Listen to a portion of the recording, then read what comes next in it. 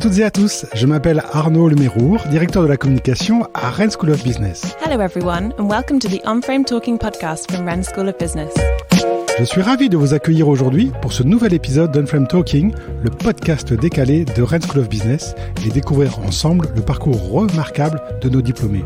I'm delighted to welcome you to this new episode of On-Frame Talking, the Rennes School of Business podcast that lets you discover the remarkable career paths of our graduates. Nous sommes partis sur les 5 continents, à la rencontre de femmes et d'hommes qui ont été formés dans notre école et qui pensent et agissent hors du cadre. We've gone in search of the men and women from across the 5 continents who attended our school and who have shown the ability to think outside the frame.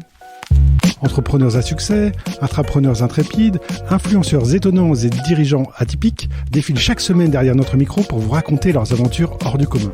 Successful entrepreneurs, intrepid entrepreneurs, astonishing influencers and original business leaders take to the microphone each week to tell you about their extraordinary adventures. Je suis prêt à parier que vous connaissez déjà certains d'entre eux sans même savoir qu'ils sont diplômés de notre école. I'm willing to bet that you've heard of a few of them without knowing that they came from our school. Mais avant de commencer cet épisode, je vous invite dès à présent à vous abonner à On-Frame Talking sur Apple Podcast, Google Podcast ou Spotify pour ne louper aucun épisode. Before we start the episode, I invite you to subscribe to On-Frame Talking on Apple Podcast, Google Podcast or Spotify so that you don't miss any episodes. Vous êtes prêts ? C'est parti pour cette nouvelle interview. Bonne écoute ! Are you ready? Let's go for this new episode of On-Frame Talking. Enjoy!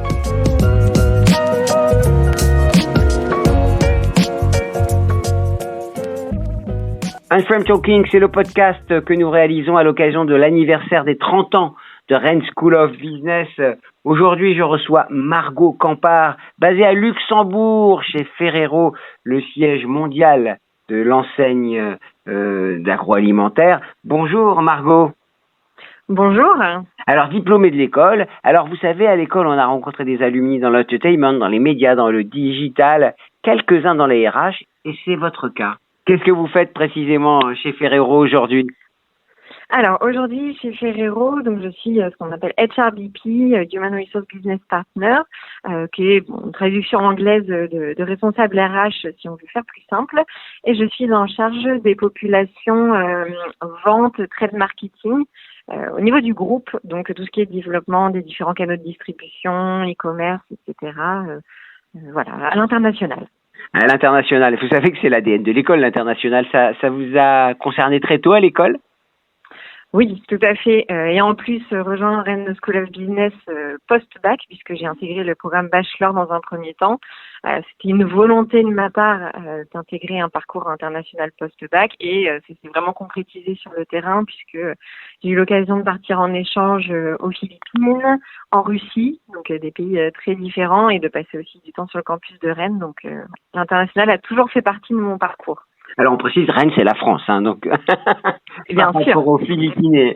Quoique quand on est à Rennes, on vit une expérience un peu particulière. Qu'est-ce que vous retenez de cette ville ? Alors d'origine bretonne, je me suis quand même retrouvée dans un environnement que je connaissais. Après, c'est vrai qu'à Rennes, c'est assez quand même cosmopolite et multiculturel de par tous les étudiants qui sont présents, puisque même dans nos cours au quotidien, on travaillait avec des étudiants étrangers, d'Europe ou même de beaucoup plus loin. Donc très, très enrichissant très tôt, en tout cas, d'avoir cette ouverture d'esprit dans le parcours. Alors, qu'est-ce qui vous a marqué à l'école ? Les assos, la vie après l'école, la vie pendant l'école ? Et y a-t-il une personne, un prof ou un membre du staff qui vous ont marqué ?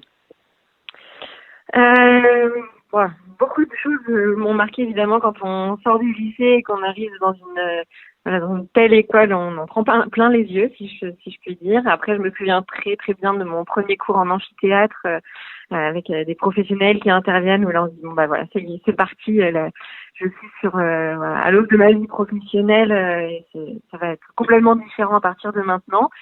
Et par rapport à ça, je dirais une professeure qui m'a beaucoup marqué, c'est Juliette Armand, qui était vraiment en charge aussi du lancement du programme bachelor au moment où je l'ai intégré. Et pour moi, c'est vrai que quand je pense à l'ESP, c'est Juliette Armand qui me vient en tête tout de suite, ses premières interventions. Elle a vraiment fait la transition pour moi entre la vie académique et la vie professionnelle que j'ai aujourd'hui. Alors, quand vous avez choisi les Philippines puis la Russie. Est-ce que vous aviez le sentiment d'être à part ou finalement cette ouverture culturelle, elle concerne tous les pays du monde et pas simplement les États-Unis ou les grands pays anglo-saxons? C'est vrai que voilà, chaque étudiant a un peu ses envies d'ailleurs. J'avais pour ma part eu la chance déjà de partir aux États-Unis plus jeune en échange, donc j'avais envie de voir quelque chose de complètement différent et j'ai recherché un peu les extrêmes, si je puis dire, en choisissant les Philippines dans un premier temps et la Russie dans un second temps, ce qui me permettait de voir des choses encore plus différentes pour avoir une perspective plus riche ensuite. Alors, je disais, le podcast s'appelle Unframed Talking, mais la véritable signature de l'école, c'est Unframed Thinking. Est-ce que vous vous retrouvez dans cette nouvelle signature? Oui, tout à fait. Pour autant, c'est vrai qu'à l'époque, on n'avait pas cette signature, mais je pense que c'était déjà très parlant au sein des cours qu'on pouvait avoir et du cursus. Je sais qu'en tout cas, lors de mes différents stages et aujourd'hui dans ma vie professionnelle, c'est quelque chose qui ressort puisque j'ai toujours tendance à vouloir un peu challenger ce qui se passe, à vouloir faire plus ou en tout cas faire mieux. Quand je parle avec mes collègues anciennement Red School of Business, ESRN, en tout cas, c'est aussi quelque chose qui ressort. Donc je pense que c'est vraiment ancré dans la pédagogie et c'est la vraie signature de l'école pour le coup, qu'on retrouve sur le terrain après pour nous en entreprise. Alors, pour la femme des RH que vous êtes, les valeurs, c'est important, hein, ce sont des choses importantes. Il y en a 5 qu'on a recensées pour Rennes School of Business, 5 plutôt qui ont été identifiées. Audace, humilité, ouverture, créativité, liberté. Vous vous reconnaissez dans lesquelles de ces valeurs, ou dans une ou dans plusieurs? Dans plusieurs. Après, si je devais en choisir une, je partirais certainement plus sur l'ouverture. Puisque quand je suis arrivée à Rennes School of Business, c'était la première fois que je quittais en tout cas la ville dans laquelle j'avais grandi, etc. pour aussi longtemps, quand bien même j'étais partie en échange aux États-Unis. Et ça m'a vraiment permis d'acquérir cette ouverture en termes de déjà collaborer avec des élèves de d'autres nationalités, partir encore plus longtemps et encore plus loin à l'international. Développer un réel esprit d'équipe parce que beaucoup de travail d'équipe, de présentation de groupe, etc. Au sein des cours. Et donc, avec tout ça, ça permet de développer aussi une curiosité qui aujourd'hui font partie de qui je suis et que je vis aussi au quotidien dans l'entreprise, mais qui ont en tout cas été transmises par l'école. Donc, l'ouverture, très clairement. Alors, dans les RH, la formation, tout au long de la vie, c'est important. Et je vous propose tout de suite de revenir à l'école et de suivre le cours que vous voulez. Qu'est-ce que vous voudriez suivre comme formation à l'école? Alors, je dirais justement les ressources humaines. Sûrement parce qu'en fait, lorsque j'étais à l'école, c'est pas forcément le cours qui m'intéressait, en tout cas au départ le plus. J'étais très intéressée par le marketing ou même la finance, qui étaient des domaines complètement nouveaux aussi et assez attrayants, disons. Et puis avec le recul, maintenant, je referais bien des cours de ressources humaines pour voir vraiment ce qu'on apprend à la base et pour pouvoir aussi avec mon œil critique d'aujourd'hui peut-être l'appréhender différemment. La théorie, quand la théorie sert aussi pour la pratique, c'est un peu ça que vous nous dites. Exactement. Les concepts, oui. C'est important aussi quand on touche du doigt évidemment le terrain. Alors, l'école célèbre ses 30 ans, vous le savez très bien. Qu'est-ce que vous souhaitez pour les 30 ans à venir à l'école? Je lui souhaite un développement encore plus grand. Enfin, déjà, c'est impressionnant pour moi de voir à quel point l'école a évolué et pour le mieux. C'était déjà une merveilleuse école lorsque j'y étais, avec des accréditations, etc. Mais quand je repense même à mon arrivée, il y avait ce bâtiment unique. Finalement, le campus n'était pas réellement un campus. Et aujourd'hui, je vois la taille rien que physiquement que peut prendre l'école. Et au-delà de ça, son rayonnement à l'international, la quantité d'élèves même du monde entier qui peuvent y venir. Voilà, je souhaite de continuer son développement, de continuer à monter dans les classements et en tout cas, je serai toujours une grande sponsor de Rennes School of Business. On est attaché à la ville et à l'école. Alors, un dernier mot, vous recevez beaucoup de candidats, j'imagine, comme vous êtes au RH, alors même si la partie recrutement n'est pas spécifiquement votre domaine, ou en tout cas vous n'êtes pas chargé de recruter tous les collaborateurs, pour autant vous recevez des candidats, quel conseil vous donneriez à un jeune élève qui vient d'entrer à l'école ou qui va en sortir comme diplômé? Eh bien, alors déjà un conseil, c'est d'être soi-même, de savoir ce qui nous plaît, ce qu'on peut apporter à l'entreprise, parce qu'aujourd'hui on cherche avant tout des personnalités et des talents.